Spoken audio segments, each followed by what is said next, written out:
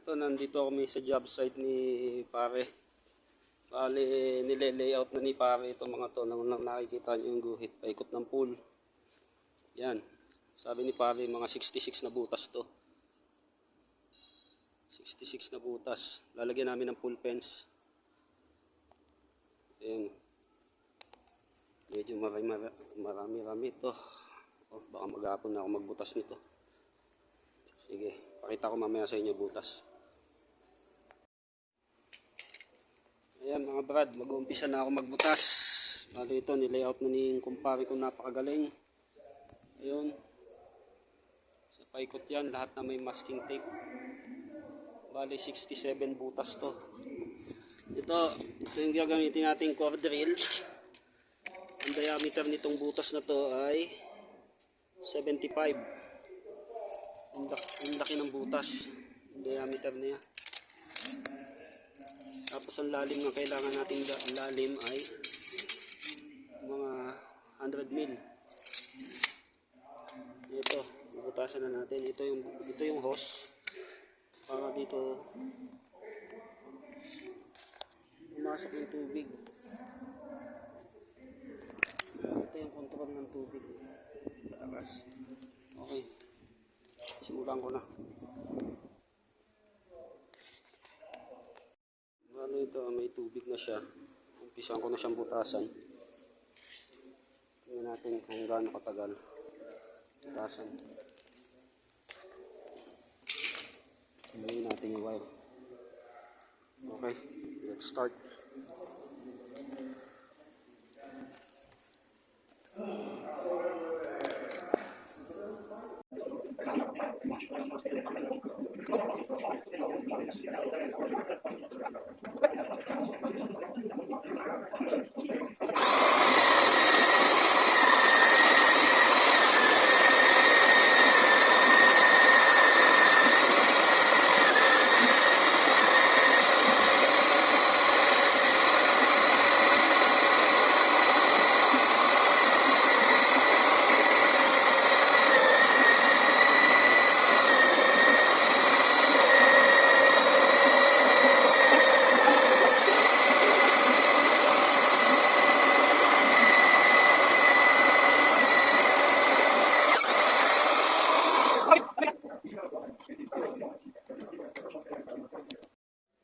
Ito na yung nabutas niya.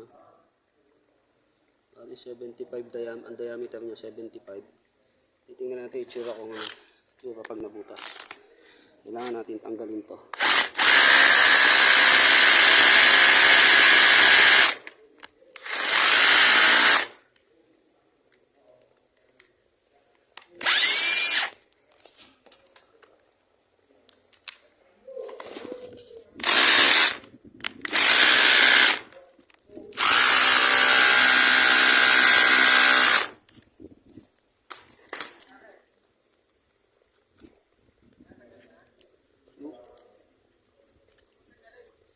Bakit? Hindi, sample ko lang. Sample ko.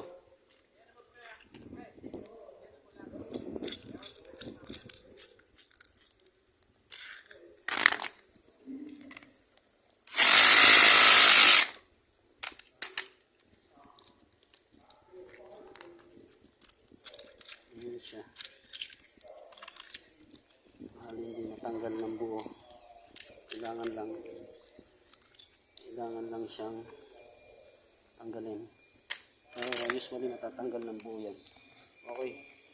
Bubutasan ko na lahat. Yan. Pero abutin ako maghapon dito. Balitaan ko na lang ulit kayo mamaya.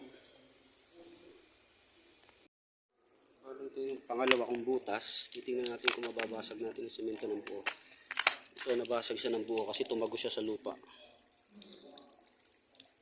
Ito siya. Medyo mahirap kunin. Okay, ito siya. Ayan. Medyo madali.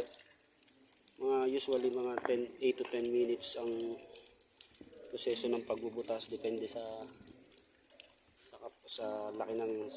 laki ng bakal sa loob. Tulad nito, may bakal na tinamaan sa loob. Yan. Kayang-kayang putulin ng core drill yan. Kaya madali siya nabutas. Ayan. Ang lalim nito mahigit 100 mil siguro. Okay. Hanggang dyan na lang muna tayo. Hanggang sa muli.